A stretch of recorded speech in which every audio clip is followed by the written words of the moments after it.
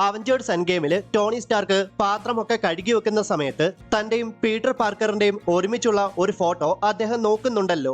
ഇവിടെ നിങ്ങൾ ശ്രദ്ധിച്ചു നോക്കിയാല് ആ ഫോട്ടോയില് അവർ സർട്ടിഫിക്കറ്റ് പിടിച്ചിരിക്കുന്നത് തല തിരിച്ചാണ്. ഈ കാര്യമൊക്കെ നീ എന്തിനാടാ ഉവ്വെ പറയുന്നത് എന്ന് പലരും ചോദിച്ചേക്കാം.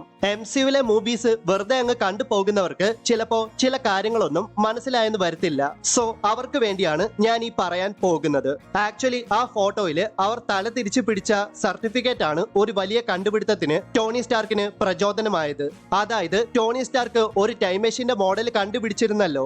ആദ്യമൊക്കെ താൻ ഉദ്ദേശിച്ച പോലെ ആ ടൈം മെഷീന്റെ മോഡൽ വർക്കായില്ലെങ്കിലും ആ ഫോട്ടോയില് തല തിരിച്ചു പിടിച്ചേക്കുന്ന സർട്ടിഫിക്കറ്റിനെ പറ്റി ചിന്തിച്ചപ്പോ താൻ കണ്ടുപിടിച്ച ടൈം ട്രാവൽ മെഷീന്റെ മോഡലിനെ ടോണി സ്റ്റാർക്ക് തല തിരിച്ചൊന്ന് നോക്കി. അപ്പോഴാണ് ശരിക്കും ടോണി സ്റ്റാർക്കിന്റെ ടൈം ട്രാവൽ മെഷീന്റെ മോഡല് വർക്കാകാൻ ആരംഭിച്ചത്.